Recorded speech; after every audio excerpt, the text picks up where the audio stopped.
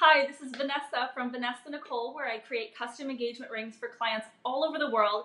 And today I am just finishing up this diamond ring. It's a 1.71 carat cushion cut diamond with a halo featuring a 2.5 millimeter thick diamond band. It goes about 3/4 away around the finger.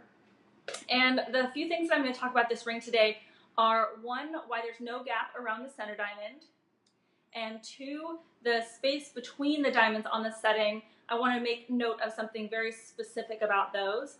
And then also the claw prongs that are on this diamond ring. So there are a few different types of prong styles that you can have. So I'm going to cover why this particular one has claw prongs. So this is a 1.71 carat cushion cut diamond, and there's no gap around the center diamond because this setting was custom made for this particular diamond. So one of the benefits of a custom made ring is that the setting is actually built based on the dimensions of the center stone. So if we were to create Facebook Live and I can't go answer the door, but that's okay. They can wait, right? I'm here with you. Okay, so when you have a custom setting, the halo is built to the dimensions and the millimeters of your center stone. So the benefit of that is you're not going to see any gaps around the diamond. One of my biggest pet peeves is when I see a gap between the halo and the diamond, because it basically goes sparkly halo, dark gray gap, sparkly diamond. So I want to see this seamless effect of bling when I'm looking at a diamond ring. So most of my clients do too, so they appreciate that. But usually you can't always get that effect when you are working with something that's pre-made, just because the setting was obviously pre-made, so it wasn't built for the diamond that's going to be living in it. So here is pretty much as up close as I can get on Facebook Live. And then the other thing I want to mention is the space between the diamonds on this particular setting. So one of the things that my clients comment most on my rings is that they're really bright white and sparkly. And there is a reason for that. So I do have a proprietary diamond setting technique that I employ onto my rings, which does help that. But one of the things that does aid in making it incredibly sparkly is setting the diamonds super close together. So the outermost point of the diamond is called the girdle. So when you put the girdles side by side like this, obviously you don't want them touching where they're going to chip each other, but just ever so slightly right next to each other. You want them as close as possible in order to have this seamless effect of bling, because otherwise you're going to be seeing this round, bright, shiny circle, dark gray gap. Round, bright, shiny circle, dark gray gap.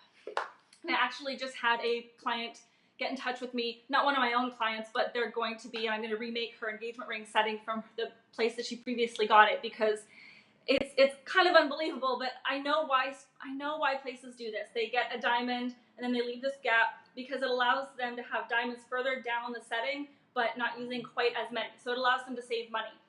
So it's beneficial for the budget shopper, but if you really want something where the diamonds are just completely covering the finger, which most of my clients do, I am going to set those diamonds as close as possible together, so that way it is this seamless effect of bling. And then the third thing about this ring that I am featuring here is it has claw prongs. Now on Facebook Live, I can't actually get close enough. Sorry, the sun's getting in the way here. I can't actually get close enough for you to see the claw prongs, but there are double claw prongs on this setting, because when it comes to cushion cuts, ideally you'll have double prongs. Whether or not they're claws, it doesn't matter, but double prongs just because the cushion shape is kind of like a pillow, so it can shift in the setting and you don't want it to shift and fall out. So the double prongs, one on kind of each soft corner, hold it in.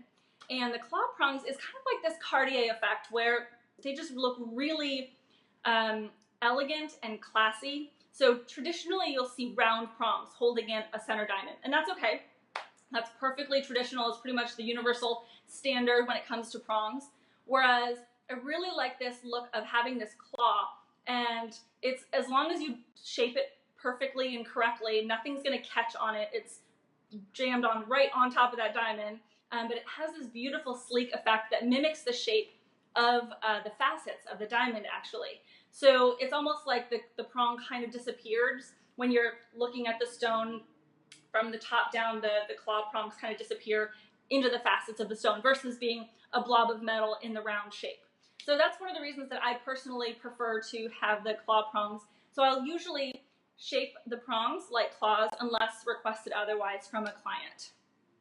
And so yeah, I covered in this video why there's no gap around the center diamond, and also the space between the diamonds on the settings to ensure that seamless line of bling, and then also the claw prongs holding in the center diamond. So Facebook Live doesn't actually let me show a close-up version of this ring without getting blurry, but I will post on the page soon a close-up video of it. Okay, well, this is Vanessa from Vanessa Nicole, where I create custom engagement rings, and if you would like your very own custom ring, I would love to have you apply to be a client. So just fill out the custom form there on vanessanicole.com, and I look forward to working with you soon. All right, talk to you later. Bye.